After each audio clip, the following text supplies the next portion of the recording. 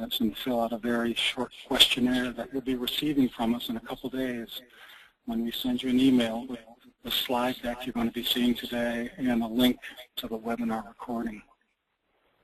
We're very interested in knowing your thoughts about this webinar and possible future webinars that we might host. So thank you all again for attending, and Jim and Ken, take it away.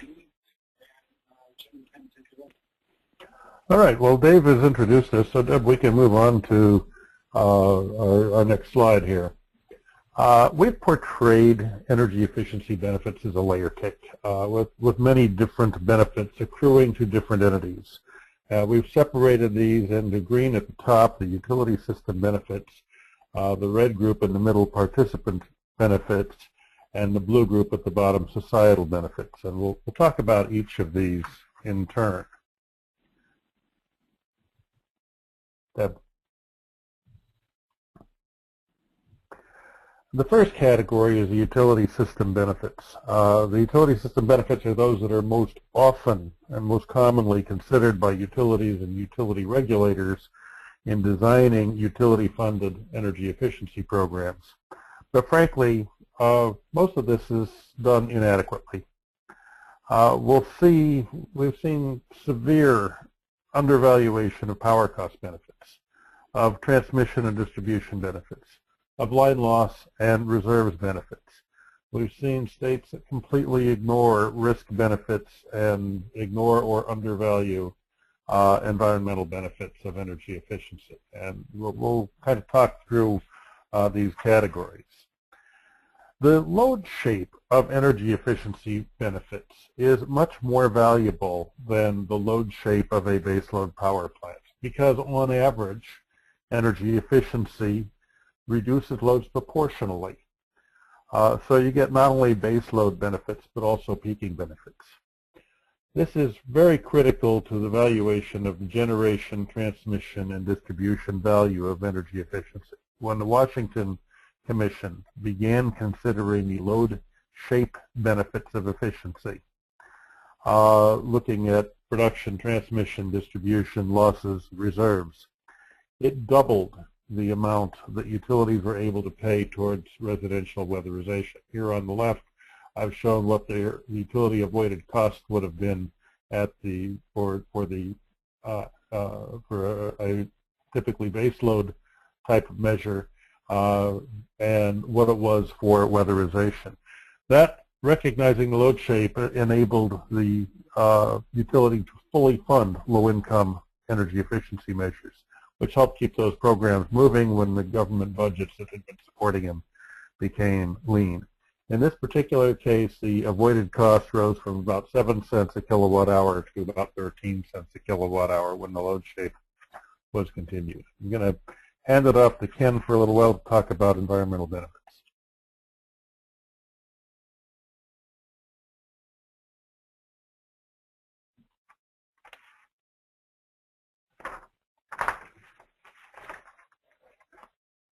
Deb, actually, I think we've got a slide out of order here. If you advance one more.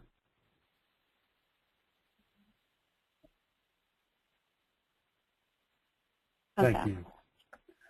I'm not going to hand it off to Ken. The next category of benefits that is commonly undervalued is line losses and reserves.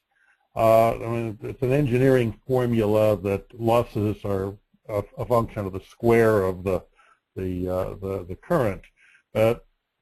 When you work it through the engineering formulas, marginal losses are about 1.5 times average losses, and on-peak marginal losses can be about 3 times average losses. We published a paper on the line loss and reserve benefits of energy efficiency a couple of years ago.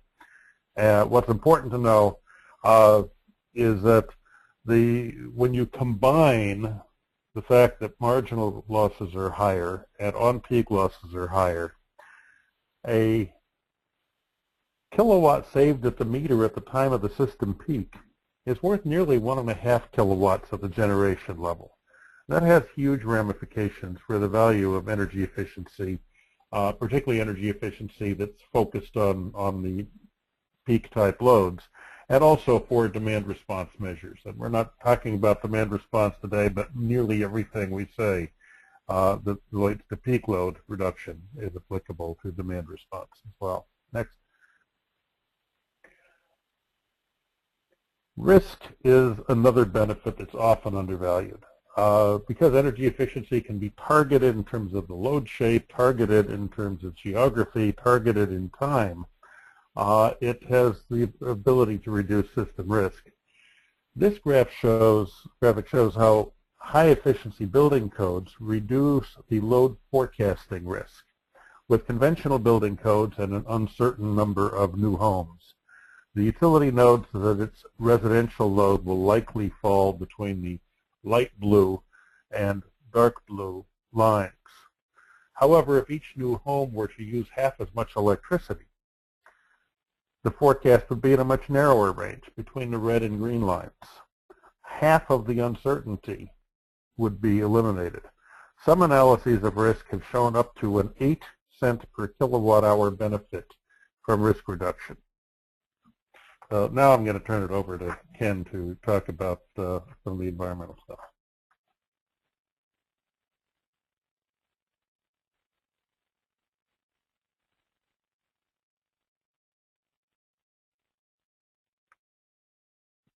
Ken, we're not hearing you at all right now. Are you on mute? I'm sorry. There we go. Thank you, Jim.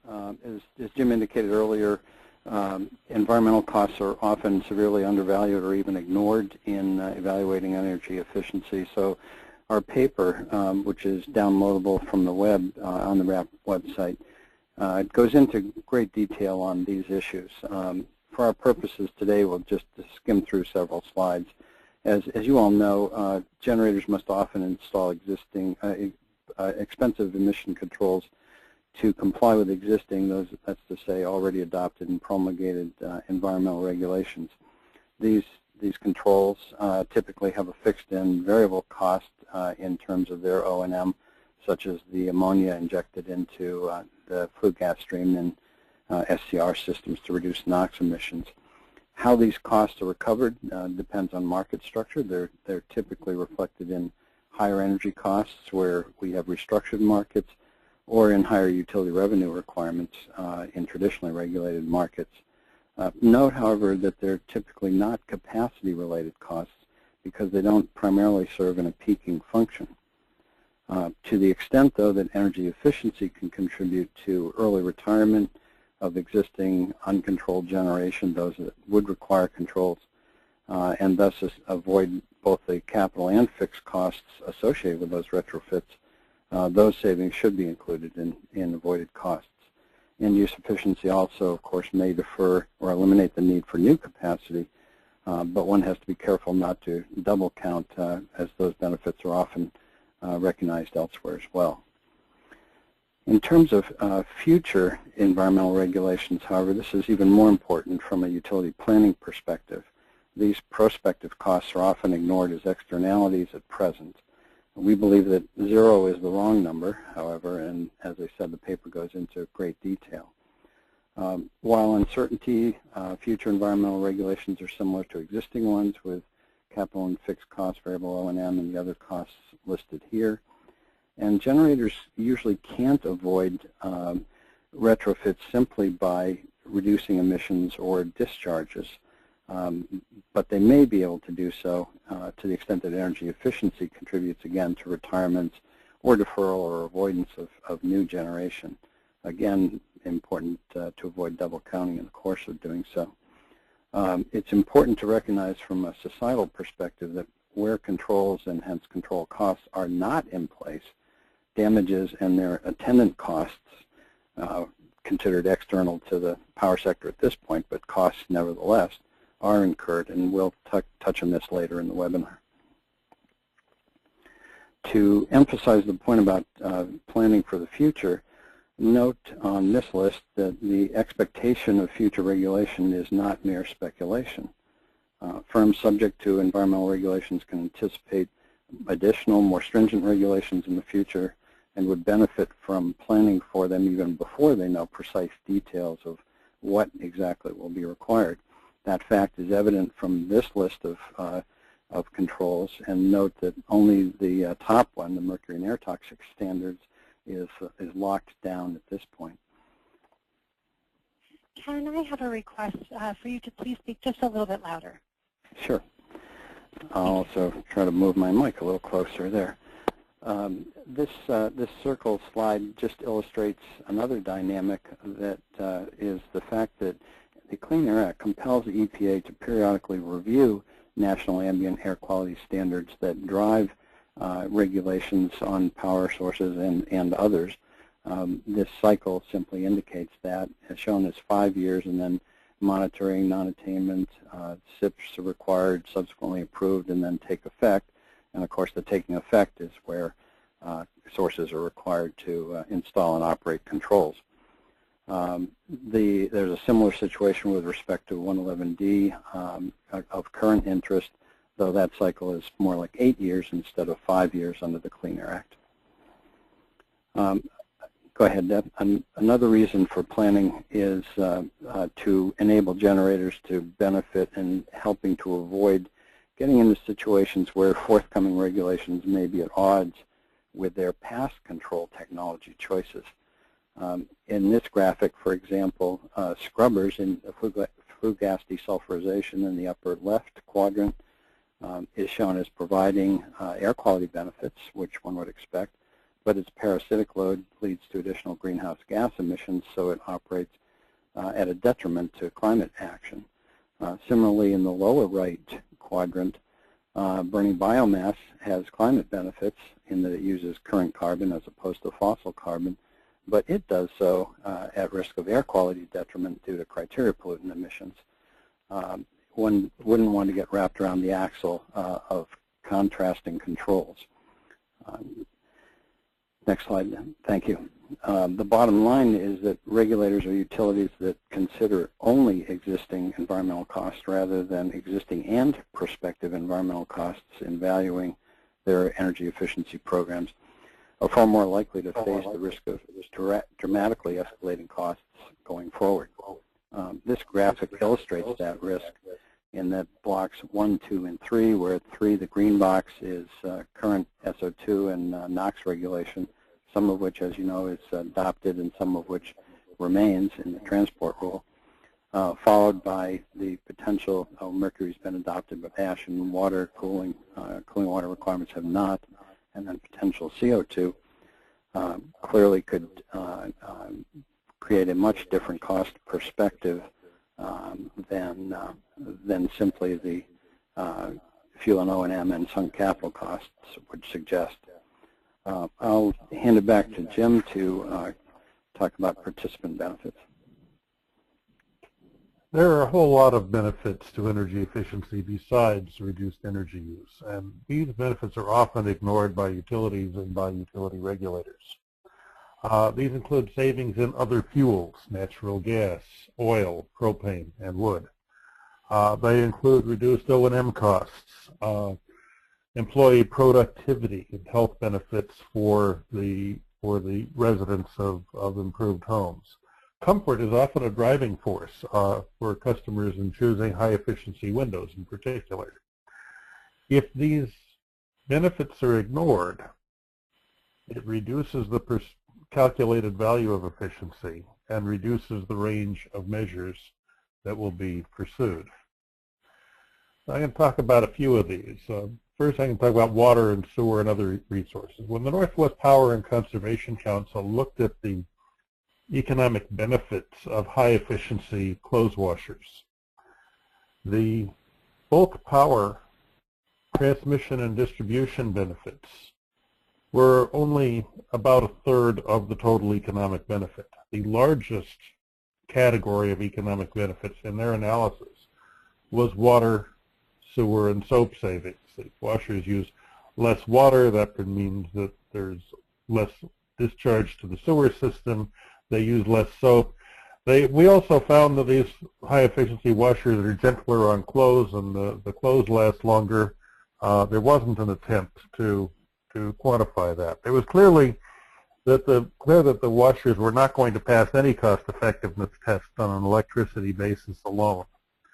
But when all of the benefits were considered, it clearly put the washers into the cost-effective category.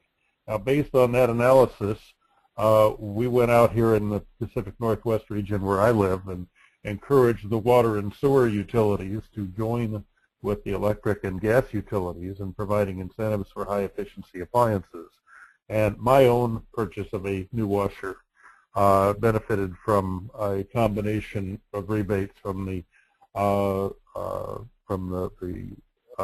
electric utility, the gas utility, the water utility, and the sewer utility. Altogether, the $200 in rebates that they paid was enough to pay the incremental cost of the high-efficiency washer. A lot of efficiency measures also reduce operating costs. I mean, the simplest is that the long-lived light bulb means that you don't have to pay somebody to run around and change light bulbs or use your own time to run around and change light bulbs, as incandescent light bulbs only lasted maybe 1,000 hours. But replacing an old inefficient air conditioner with a modern unit is another example. It doesn't break as often, it lasts longer, and it works better. Some measures also improve employee productivity. For example, better lighting in the office environment may reduce glare and help employees work better. These benefits can be pretty sizable. In one evaluation, just a 1% improvement in employee productivity dwarfed the value of the energy savings. If you think about how much you get paid to work in your office and how much energy gets used in your office, you can probably figure out that labor costs are a whole lot bigger part of the bill for your employer than electricity is. Now, we have to be fair here. Some measures may increase O&M costs. If you take out electric resistance heat and put in heat pumps, you will dramatically decrease energy bills, but there will be higher maintenance expense, and it's obviously important to consider that. The O&M benefit impacts can be positive or negative. Health is a really big area that we're just beginning to understand. In New Zealand in 2008, the government launched a program to improve the efficiency of all low-income households in the country as an economic stimulus measure. The evaluation reports for this program showed dramatic health impacts. 43% reduction in hospital admissions for respiratory ailments, 39% reduction in days lost at work, 23% reduction in days off school, and significant mortality benefits. These are huge. Actually, what they found in New Zealand is that 90% of the benefits of the program were health-related, even though the program was cost-effective on an energy-only basis. It had a dramatically higher benefit-cost ratio when the health benefits were calculated. Now, this was separate from the health benefits that Ken was talking about from reducing fossil fuel generation. This is just health benefits that come from reducing mold and reducing infiltration and eliminating the use of solid fuel appliances in the home. So I'm going to hand it back to Ken now to talk a little bit about societal benefits. Thank you, Jim. Our third category of benefits are the societal benefits shown in the blue slices here, and they include several environmental benefits that apply generally, but also some other unusual suspects, including energy security, economic development, and the broader health impacts that Jim alluded to from our earlier discussion, as opposed to participant health impacts. I would note, too, that the paper covers several others that we didn't have time or room for here today. Among those benefits, though, I do want to just chat briefly about emissions costs. So, Deb, we can go to the next slide. When environmental impacts like emissions are not controlled, which is to say reduced or eliminated, they impose externalized damage costs on society, as we mentioned. These damage costs are almost always greater than the cost of controlling the emissions, or emission control programs wouldn't proceed. By way of example, this table provides illustrative costs showing substantial differences between mitigation costs and damage costs. In that sense, they're typically 5 to 10 times different. And the question then comes up about how to value emissions damages to society. And what we suggest doing in that case is to use a weighted average approach. Taking, for example, CO2 across the bottom row of this slide, if there's a 25% chance of regulation and the mitigation costs are $8 per ton, then the cost that would be used in the utility cost test or program administrator or TRC test would be $2, 25% times 8. But from the perspective of a societal view, that leaves a 3/4 likelihood, 75% chance of continuing damages. And since those are valued at $80 a ton in this example, then there's a $60 per ton cost imposed on society. So the overall cost to move forward under a societal cost test would be the sum of the two, the $2 plus the $60 for a total of $62. Emissions, of course, are not the only thing that is of concern. We noted water in the cover slide. There have already been numerous water quantity and water quality, which say temperature and so forth, constraints that have led to numerous deratings and even shutdowns in the U.S. in the last few years of generating units. Yet water savings remain rarely incorporated as a value for energy efficiency. Thermoelectric generation is the second largest water user in the U.S. in terms of withdrawals after agriculture. And the production, transportation, and treatment of water is a huge electrical load. In California, for example, it's on the order of 19 to 20%. So anything that saves water or electricity ends up saving both water and electricity. I'll hand it back to Jim to talk about additional societal benefits. Low-income programs are different. They're different because taxpayers are involved in paying for some of the program costs along with utilities, but also paying financial assistance to consumers who can't afford electric service. Taxpayers sometimes pay for health care when people get sick, and taxpayers have other direct and indirect financial involvement. For this reason, what we think of as societal benefits may be financial benefits that are pretty easily quantified. When Washington State University evaluated the state of Washington's low-income weatherization program, this was from 2011, they first determined the energy benefit. The energy benefit was not quite enough to cover the whole program cost. About maybe a 0.8 benefit to cost ratio. However, when they included the non-energy benefits, the total benefits were much greater than the total cost. This is a case where the use of the utility cost test would probably not allow program funding, but a societal cost test would facilitate the utility funding at least a portion of the costs of the program. So that brings us to kind of a description of what benefits are considered in which of the cost tests. And we've used here the utility cost test, also known as the PAC or Program Administrator cost test, the total resource cost test, and the societal cost test. And this table shows that utility system benefits are counted in all of these, but when you get into the participant benefits, they're only counted in the total resource cost test or the societal cost test, and the societal non-energy benefits only counted in the societal cost test. We actually have a much more detailed table at page 18 of the paper that links about 30 different categories of benefits to the specific discussion within the paper. The total resource cost test and societal cost test look at a much broader range of benefits and therefore are much more likely to show that measures and programs are cost effective.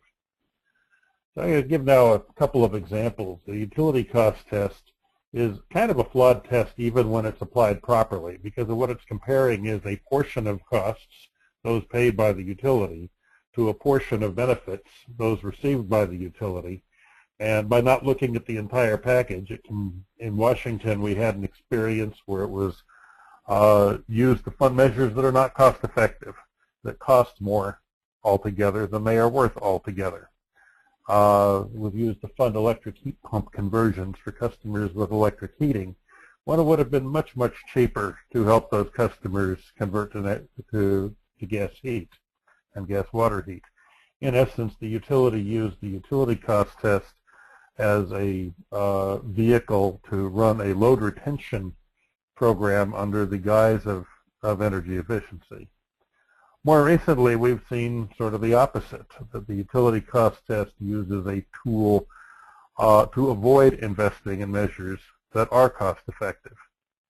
Since it considers only the impact on the utility revenue requirement, in this case in Louisiana, the utility showed that while larger incentives would help acquire more cost-effective conservation, they would lead to an increase in the utility revenue requirement compared with the more modest level of incentives, and thus fail the utility cost test, even though every single measure that was being funded was cost-effective under the total resource cost test.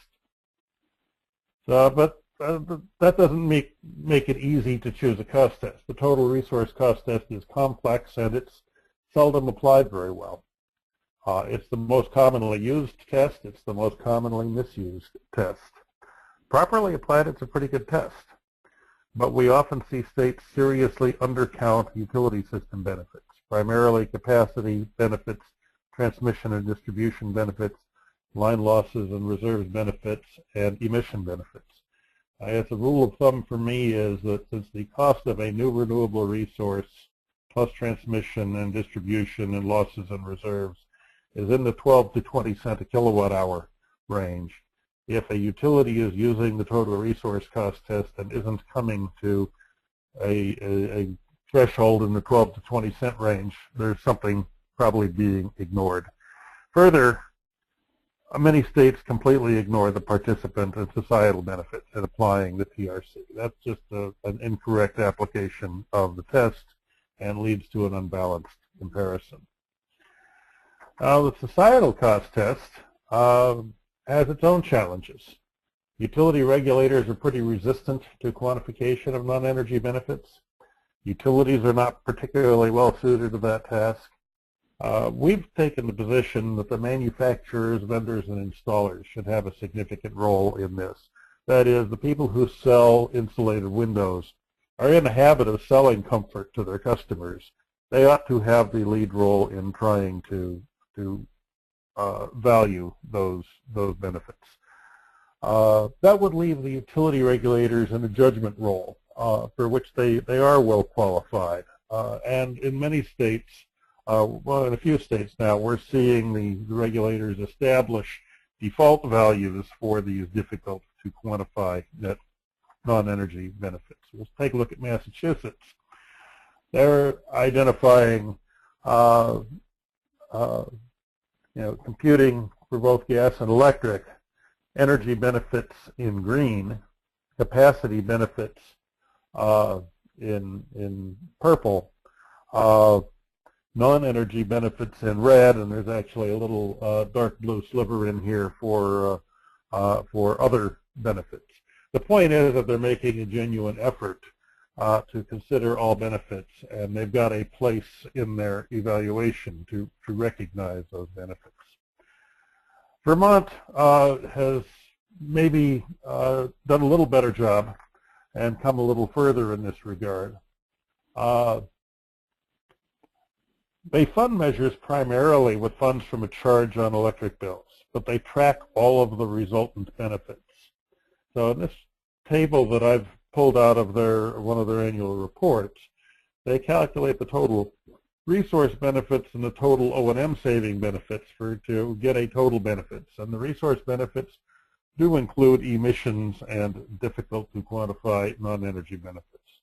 That gives them a total benefit from which they subtract the total cost, the portion that is paid out of the Efficiency Vermont that comes from electric bills, and the portion that participants and third parties pay. And comparing total benefits to total costs, they come up with a substantial net economic value to Vermont.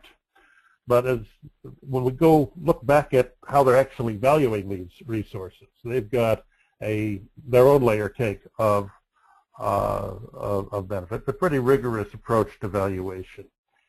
At the bottom of this, about half of the benefits are those that flow through the utility revenue requirement, those that would be considered in the utility cost test. The other half of the benefits, externalities, other resources, other fuels, O&M, difficult to quantify non-energy benefits, these are all not included in the utility revenue requirement. There are benefits that will be considered in a broad test but won't be considered in a narrow test. The last example is the Northwest Power and Conservation Council. They use a complex modeling process to value the savings from energy efficiency, and part of that is running simulations to see how much risk is avoided. And lost opportunity resources, like better building codes or better appliance standards, may displace only operating costs for the first few years they're in service and get lower generation values. But they more than make up for this with higher risk values, because not implementing them when new buildings are built would create a high risk of needing a more expensive resource in the future. Under this methodology and counting all of the other values of efficiency, the Council established a cutoff of about 15 cents a kilowatt hour for conservation cost effectiveness in the sixth plan. That counted generation, transmission, distribution, environmental, and risk benefits. Now, this is a slide from the International Energy Agency, which held a meeting on multiple benefits of energy efficiency last year in Paris. If we go around the clock, kind of starting up near the top, about 11 o'clock position, take a look at these. Health and social benefits, job creation benefits, asset values, as houses are worth more when they're more efficient, consumer surplus, poverty alleviation, energy savings, energy security, industrial productivity, climate change mitigation, energy price effects, meeting development goals, resource management goals, reducing public budgets and enabling government to do more with their budgets, macroeconomic impacts, and oh yeah, one more, energy provider benefits. That is the one category of benefits that's counted under the utility cost test.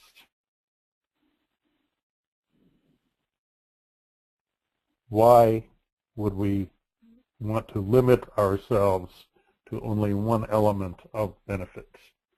They're all important. So from this, we've kind of put together a framework to move forward. First and foremost, we should attempt to identify all of the benefits of energy efficiency. Just make a list. Second, we want to quantify those that are easily quantifiable.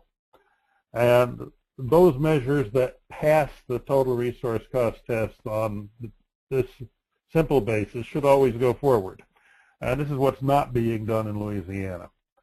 Then we get to the harder part, the difficult to quantify benefits. We've already said that the vendors and manufacturers and installers have a duty to justify these benefit values, but that then leaves the utility regulator needing to use some judgment. And in Vermont, they've established a default value for difficult to quantify benefits. In the Pacific Northwest, by federal law, we have a default value for difficult to quantify benefits.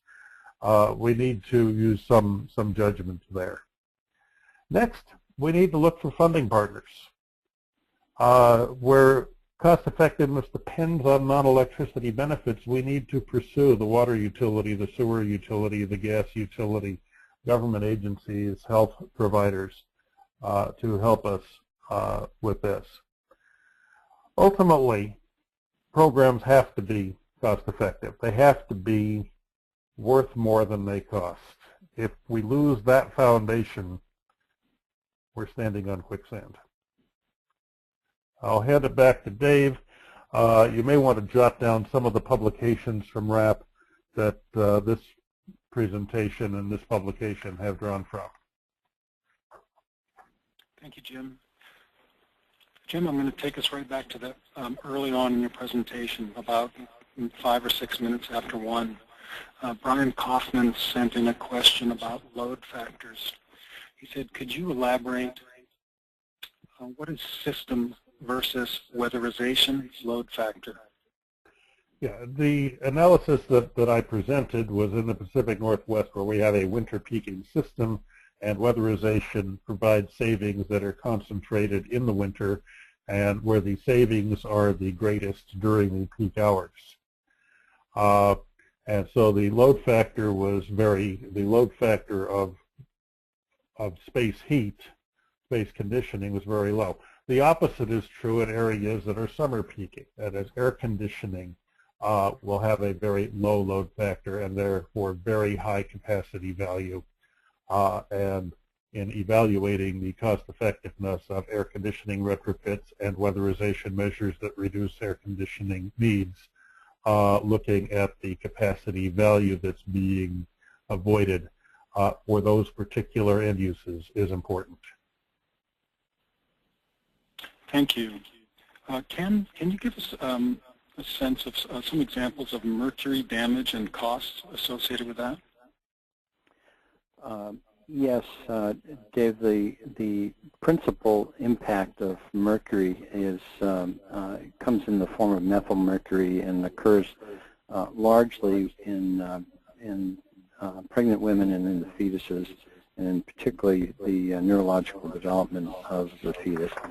Most of the, or many at least of the assessments that have been made about the damage costs of mercury relate to reduced IQ and the lifetime impacts of that across the affected populations and so forth. So they're quite high numbers. I think the illustrative number that we indicated earlier was on the order of $131,000 per pound. Thank you. Josh Kraft has a question for either of you, it seems to me. When should a state select to use the societal test rather than the TRC test? Well, from my perspective, it is the test that considers all costs and all benefits. And it tells you whether what you're doing is in the public interest.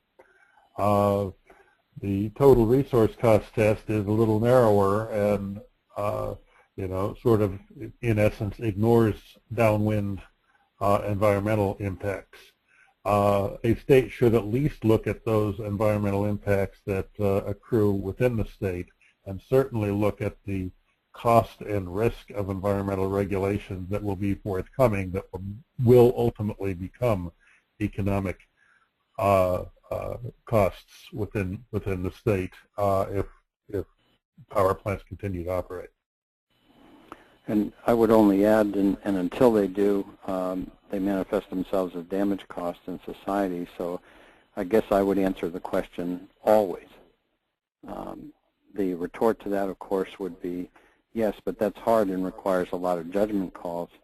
And I think the answer to that is precisely, and that's why Jim's reference to judgment on the part of the regulators in establishing valuation numbers going forward. We know and continue to use almost as a mantra that 0 is the wrong number. Thank you. So I have a clarifying remark from some folks at DEIC, and then a question related to sort of the same topic. The clarifying remark is they point out that there is an error on page 24 of the report. It says that Vermont does not include income, low-income impacts. Our screening does include NEB adder for low income. This is Ingrid Malgrim at DEIC. And she adds later on, just to clarify, it's an additional 15% adder to the 15% MEB adder, making the total MEB for low income 30%. FYI, so that's something we have to address. The question from Surya Swami. How does Vermont quantify NEBs, for example, externalities or health and social benefits? Is there a standard for doing this?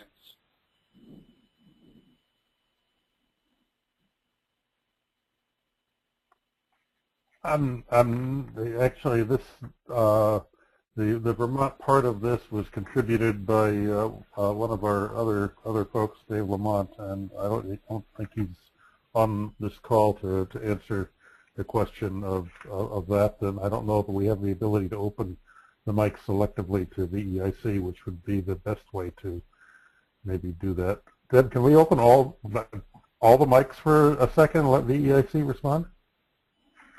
I think if we open them all, Jim, we're going to get a fair amount of feedback. I'm looking for Ingrid's log on right now. Got it. Okay. Will do. Greg, I'm opening your mic right now.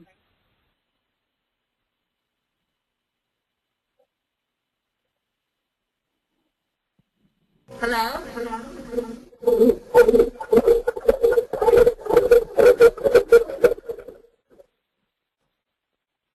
I'll tell you what we're going to do. Given the amount of feedback, we've got more feedback today on this webinar than we've ever had even at Woodstock for 3 days. So listen, what we're going to do is answer the questions and put any clarifying remarks in the email that we send you folks out in a couple days, which I mentioned earlier on is going to contain a link to this recording and the questionnaire, as well as the slide deck itself. Let me move on. There's one question I have that I just was hoping that you guys would clarify a little bit. You know, historically, traditionally, when you have environmental damage or environmental problems associated with energy production, those are treated as externalities. But here we're talking about a large category of non-energy benefits that starts to include some of these environmental issues. Could you please put a finer point on the distinction between the environmental-related NEBs that you've been talking about on the one hand and the externalities that still seem to be out there? I'll take a crack at it, but I also want Ken to weigh in. You know, one thing that we've done is kind of separate those that are environmental impacts that happen pretty locally. And the most extreme example of that was the health-related impacts of the New Zealand weatherization program, where getting rid of the mold and getting rid of the smoke in houses that were being heated, at least in part, with solid fuel appliances, had dramatic local health impacts. That's a non-energy benefit, but it's a very quantifiable and a very large economic benefit. You know, we've then separated out sort of the downwind effects as societal benefits, so that where a power plant in one state causes health impacts in downwind states. We've sort of categorized those as societal to the extent that they're unregulated, but as utility costs to the extent that they are or will be regulated. I don't know that it's possible to draw a finer line than that. Ken, maybe you can do so. No, I think that's right, Jim. I'm not sure. Two other thoughts with respect to the question, Dave. One is, of course, the differentiation between the broader societal health benefits and those enjoyed by participants. I think we covered that, but perhaps not sufficiently well. That there may be significant participant benefits in a cleaner, more comfortable home, but also due to less emissions, societal benefits associated with generation elsewhere or emissions elsewhere along the lines that Jim referred to as downwind.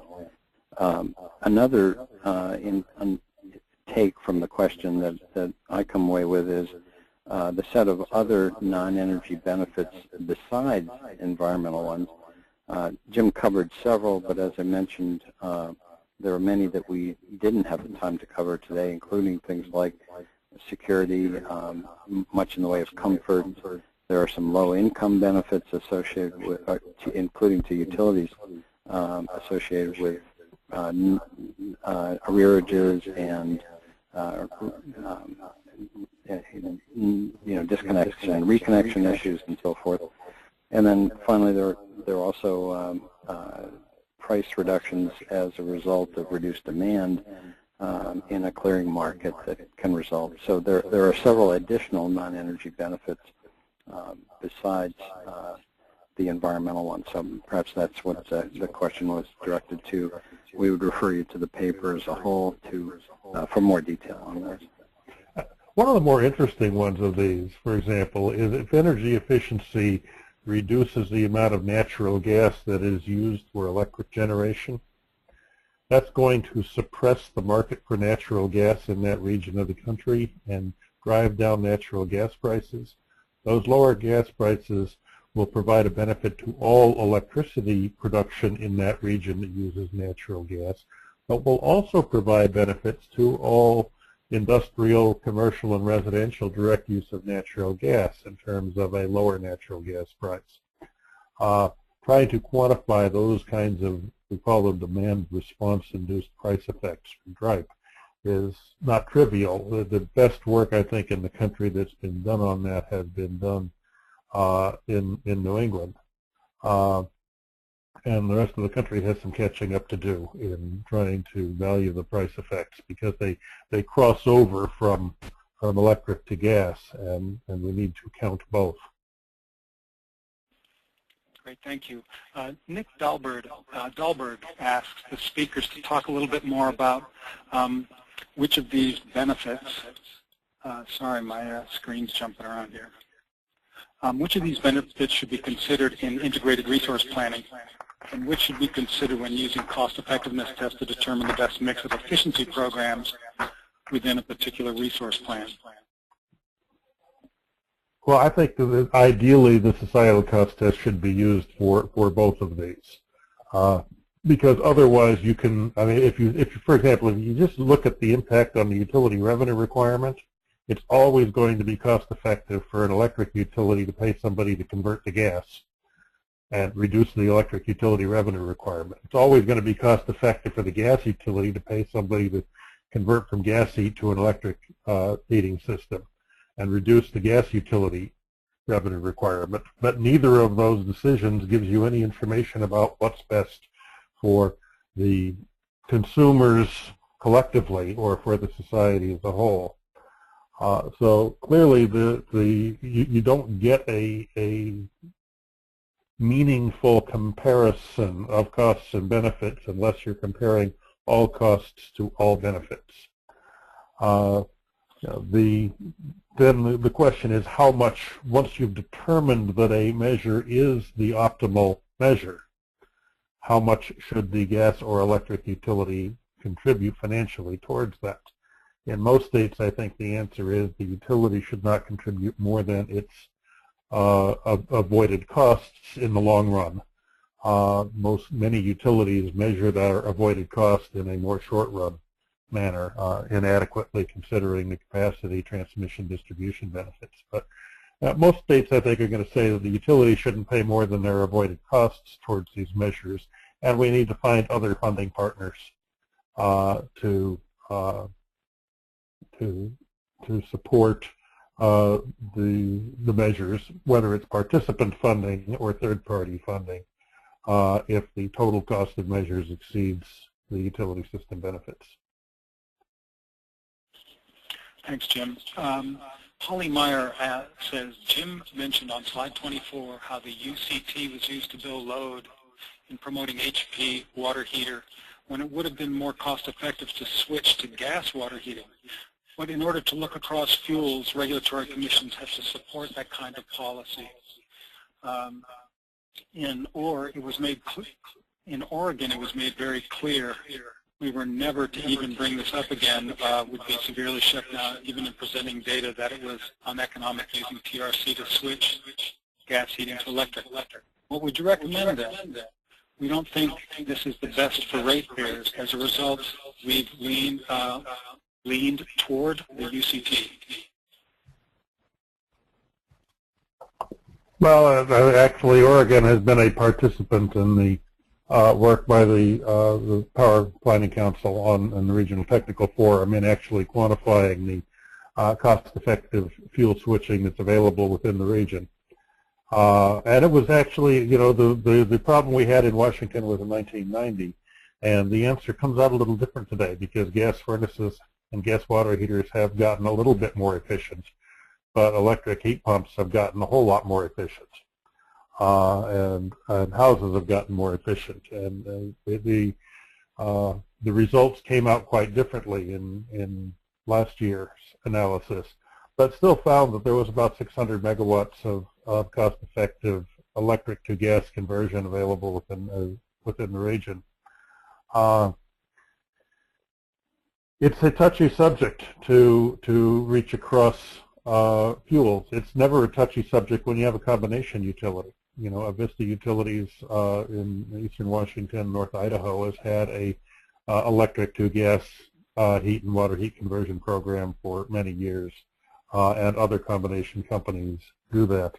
If it's a good idea when looked at comprehensively by a combination company, it's also generally a good idea when looked at separately. It doesn't mean it's going to be easy politically for a regulator to take that step.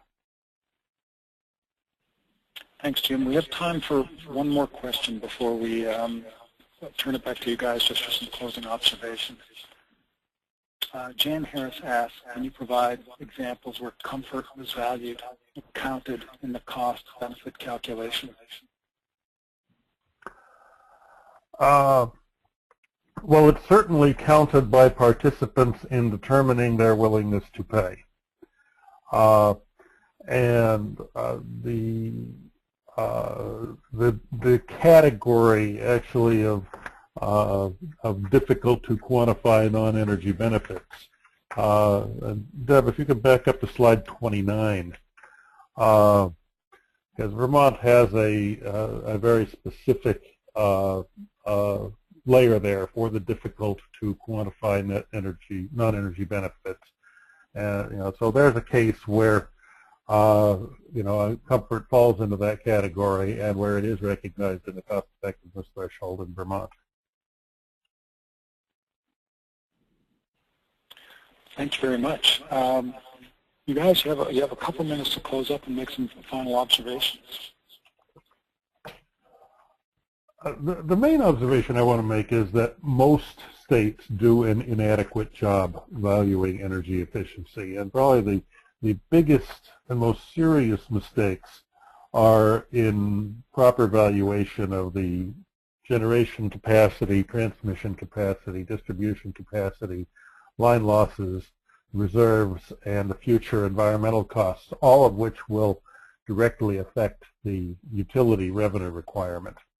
What we found in IRP after IRP is that about 90% of the conservation that we find to be cost effective passes with only those costs fully recognized, without even needing to look to the participant benefits or the societal benefits. And probably the biggest step forward is, whenever you see somebody using an avoided cost of 6 cents a kilowatt hour, it's a pretty safe bet that a whole lot of stuff has been left out in that determination. Load shape has been left out, transmission, distribution, marginal losses, avoided reserves have been left out. And it's probably most important to make sure we do a good job on those. That will get us at least 90% of the way to acquiring all of the measures that are cost effective by any test. No, this is Ken. I would only back up a little to the more 30,000 foot level even further and turn to slide 31, the IEA pinwheel, if you will, and it brings to mind that our goal is not to do the best possible job on one of those elements. but rather to do the best possible job for society on all of them. So hearkening back to, I guess, was it Drucker or some other management guru who indicated that the purpose is not so much doing this thing right as doing the right thing. And the broader efforts to apply judgment to more societally oriented tests appear to be that, in our view. Thank you, gentlemen. I appreciate that. Well, folks, we've come to the end of the hour. I just want to encourage you once again to be sure to fill out the questionnaire that we send out to you in a couple of days. We're also going to attempt to get answered the half a dozen or so questions that were submitted and that we didn't get to during the hour. We heard from Holly Meyer and Greg Fanshaw, Joy Morgenstern, Jordan Stutt. Folks, we'll try to answer your questions, get those responses out to you. But with that, this went really well. Thank you all for the presentation, and thank you all for participating. Have a great afternoon.